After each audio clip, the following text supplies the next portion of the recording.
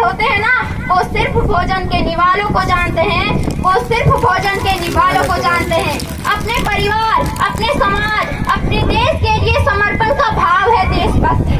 और हर देशद्रोहियों के जीवन में आने वाला तूफान है हमारी सच्ची देशभक्ति, ताकि हर देशद्रोही ये समझ सके कि अगर तू परिंदा है तो ये आसमां तेरा है, अगर तू दरिंदा है तो ये शमशान तेरा है। भाईचारे से रहना है तो रहे इस जमीन पे, वरना ये कब्र भी तेरी है और यही कब्रिस्तान तेरा है, और यही कब्रिस्तान तेरा है। लेकिन एक देशद्रोही से ज्यादा देशभक्ति तब आहत होती है जब एक बेटा अपने बूढ़े माँ बाप को वृद्धाश्रम की चौखट पर छोड़ आता है।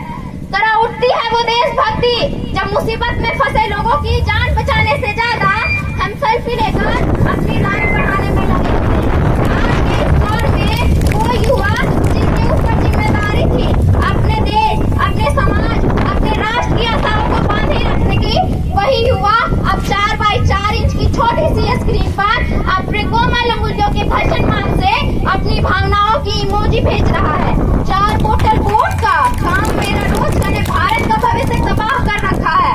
हम ना एक ऐसे समाज में जीते हैं जहाँ लड़कों से बात करता देख जो भाई हड़काते हैं, लड़कों से बात करता देख जो भाई हड़काते हैं, वही भाई अपने गर्लफ्रेंड के किस्से घर में हंस हंस कर सुनाते हैं, हंस हंस कर सुनाते हैं।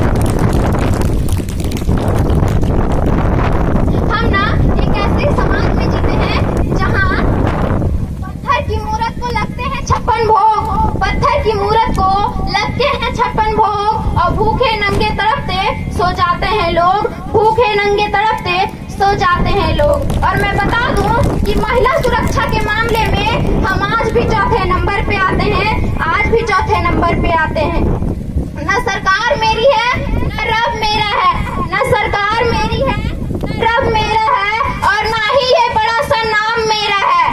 बस इतनी सी बात का गुरूर है मुझे कि मैं भारत की हूँ और ये भारत मेरा है, और ये भारत मेरा है। कहा जाता है हम दुनिया के सबसे बड़े लोकतंत्र हैं, जहाँ हिंदू पैदा होते हैं, मुस्लिम, सिख और ईसाई भी पैदा होते हैं, लेकिन बदकिस्मती है अब यहाँ इंसान पैदा नहीं होते। मेरे विचारों में ना हिंदू की जरूरत है ना मुसलमान की जरूरत है।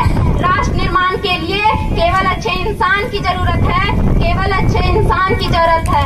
जरा सोच कर देखिए, ये पेड़ पौधे और शाखाएं भी परेशान हो जाएं अगर परिंदे भी हिंदू और मुसलमान हो जाएं।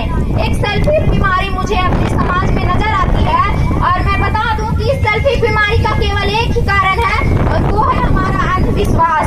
जब हमारी संस्कृति, हमारी सभ्यता को पूरी दुनिया ने शीश नवाया है, तो क्यों हमने आस्था के नाम पर अंधविश्वास फैलाया है। हमारा राष्ट्र निर्माण तब संभव होगा जब हमारे देश में महिलाओं की पूजा नहीं इज्जत की जाएगी।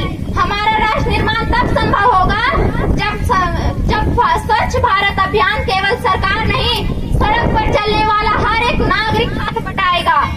जब स्वच्छ भारत और स्वस्थ भारत को दिल से अपनाएगा। स्वच्छ भारत मेरी है ना रब मेरा है, और ना ही ये बड़ा सा नाम मेरा है।